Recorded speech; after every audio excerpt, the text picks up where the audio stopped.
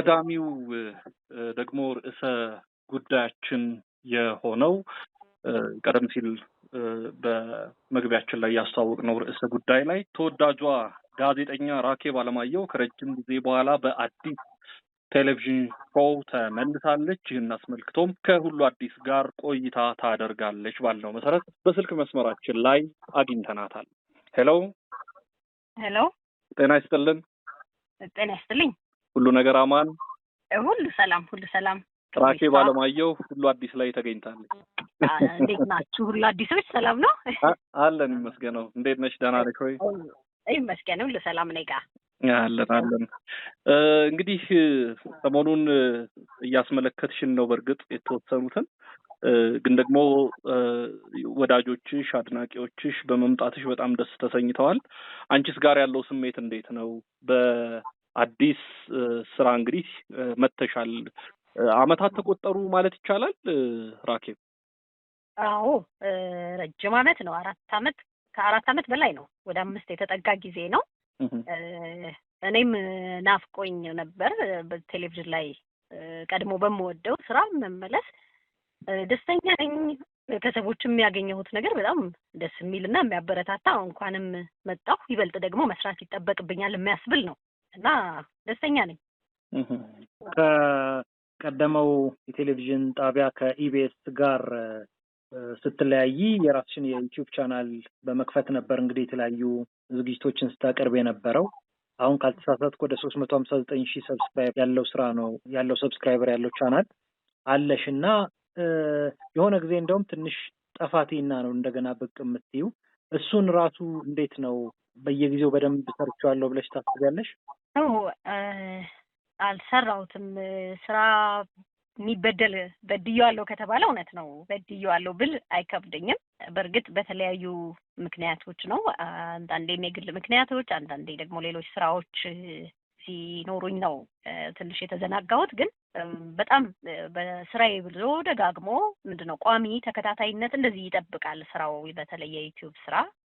በዛ ምክንያት ማልችልባቸው ሁኔታዎች ተፈጥሮ ትንሽ አቋርጬ ማቀዝቅዤውም ነበር። በድዬዋለሁ ብዬ እላለሁ። ግን በጣም ማመሰግነው ሰብስክራይብ አድርገውኝ የነበሩ ሰዎች አሁንም ድረስ ሳይሸሹ አንድ ቀን ትሰራ ይሆናል ብለው ተስፋ በማድረግ ስለጠበቁኝ ከልብ አመሰግናቸዋለሁ። ግን በተገቢው ደረጃ ትኩረት ሰጥቼ የሰራሁባቸው ጊዜያቶች ነበሩ። በእርግጥ በሳምንት 2 ወይም 3 ቪዲዮዎችን በተከታታይ በመልቀቅ ቋሚ ቀናት ላይ በማድረግ የምሰራበት ወቅት ነበር። ከዛ በኋላ ግን እየተዳከምኩኝ መጣሁ በተለያዩ ምክንያቶች እንዳልኩ። ግን በትክክል መሰራት የሚችል ከተሰራም ደግሞ ውጤታማ የሚያደርግ መሆኑን ግን ሰርቼም አይቼዋለሁ። ለ2 አመት ተኩል ወይም ከዛ በላይ ለሆነ ጊዜ በጥሩ ሁኔታ ወቅቱ፣ ጊዜው፣ ተመልካቹ ወይም ተከታታዮቼ የሚፈልጉትን የነበረውን እኔም ደግሞ ያስፈልጋቸዋል ይጠቅማል ብዬ ያመንኩትን ፕሮግራሞች፣ ይዘቶች ቀርጬ ሳቀርብበት ነበር። ከዛ በኋላ እንግዲህ 1-2 አመት የሚጠጋ ወይም በለጥ ያለ ጊዜ ደግሞ ትንሽ መዳከም ነበረውና አዎ በተገቢ ሁኔታ አልሰራሁትም። እመለስበታለሁ ብዬ ግን ሁሌም ልቤ ላይ አለ።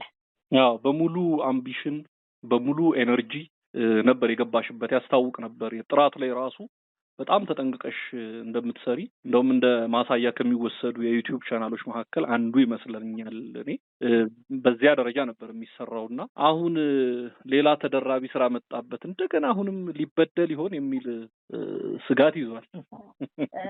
አይ አሁንማ የሚካስበት ዘመን ነው የመጣው በእውነት። ኦኬ።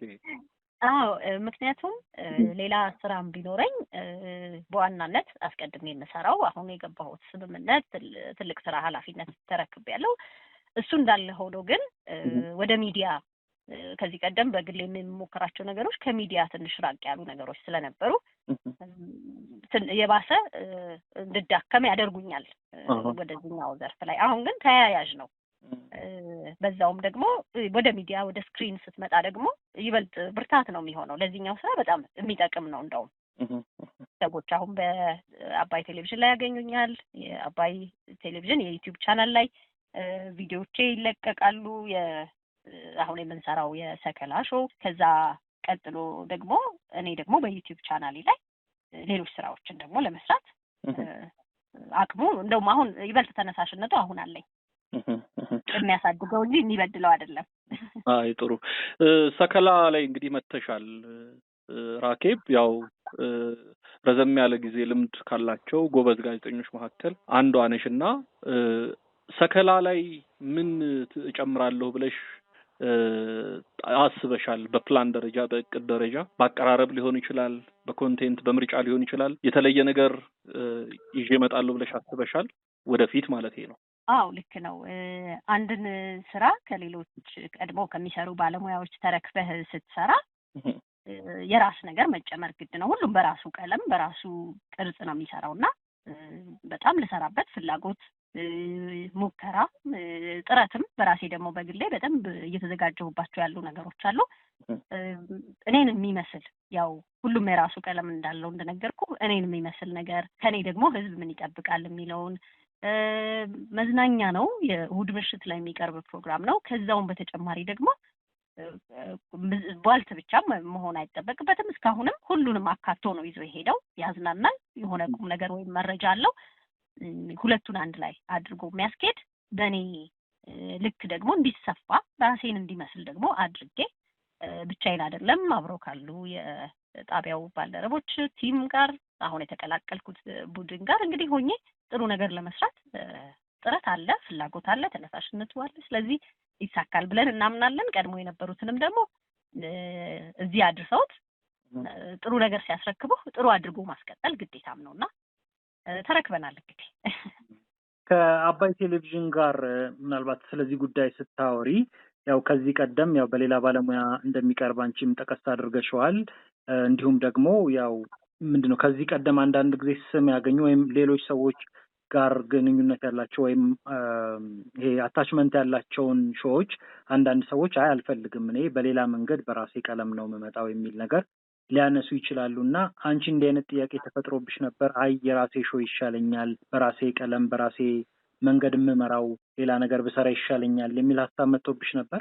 አዎ በትክክል ይሄንን ጥያቄም ሲመጣ እኔም ይሄ ነው የነበረው ስሜት። አይ ራሴን ነገር ብሰራ የሚል ነበር። ግን ያው እኔም ሆንኩ ማንም ሰው በወቅቱ በነበረው ሁኔታ የሆነ ሰው መስራት ነበረበት። ስለዚህ እኔም ከራሴ ጋር ብዙ ተማከርኩኝ፣ ብዙ ነገር አሰብኩበት።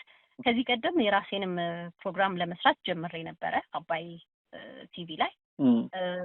ግን ብዙ በምፈልገው መልኩ ሊመጣልኝ አልቻለም ነበረ። የሆነ አንዳንዴ ልብህ ሙልት የማይልበት ነገር የለም። 5 ሳምንት ብቻ ነው ፕሮግራሙን ያስኬድኩት። ብዙ ደስተኛ አልነበርኩም። በሌላ ሳይሆን በራሴ ባቀረብኩት ነገር ገና አንዳንዴ የምትዋሃድ ቆይተህ ስትመጣ ተጨማሪ አዲስ ነገር አዲስ አይነት ነገር መፈለግ አለ።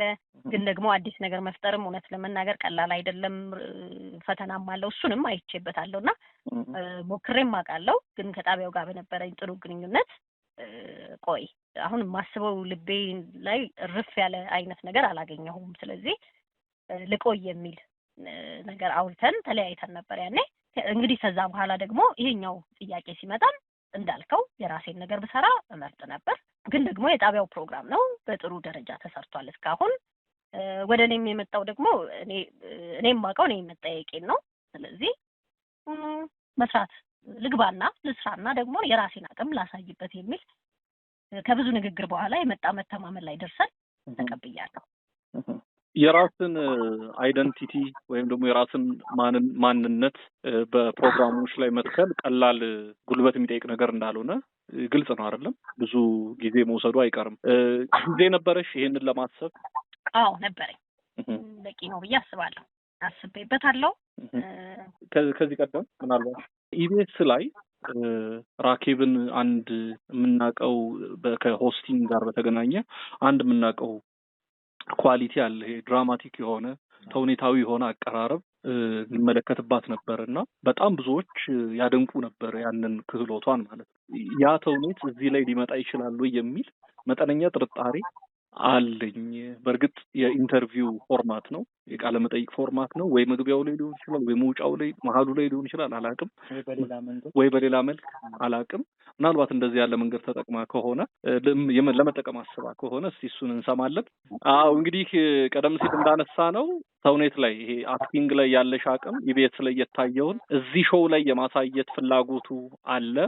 የሚለውን እናንሳና በምን መልኩስ ነው አዲስ ነገር ለመፍጠር የተዘጋጀሽው የሚለውን። እንግዲህ ፍላጎቱ አለ። ምናልባት አሁን ላይ ላይሆን ይችላል። ቀስ እያልን እየተዋሃድን ከዚህ በኋላ የሚኖሩትም ጥቂት ሳምንታት ገና ከፕሮግራሙ ጋር የመዋሃጃ ጊዜያቶች ይሆናሉ ብዬ ነው ማስበው። ከዛ ውስጥ እንግዲህ ሁሉም ሰው የራሱ የሆነ ነገር ችሎታዬ ብሎ የሚያስበው ነገር ይኖራልና ትወናውም አንዱ ነው። በመጠኑ ሳይበዛ እንግዲህ ሞክረዋለሁ ብዬ የማስበው ነው። እውነት ለመናገር ግን አሁን ላይ ይሄ ነው ማለት የምችለው ቀጥተኛ ቅርጽ የለም። ብዙ ነገሮች ታስበዋል። ምናልባት ግን ከዚሁ ጋር ተያይዞ እንደው ምናልባት ልብሽ ውስጥ አለ ብዬ የምጠረጥረው ብሉ ናይል ፊልም እና ቴሌቪዥን አካዳሚ ተምረሽ ነበር አይደለ? አዎ።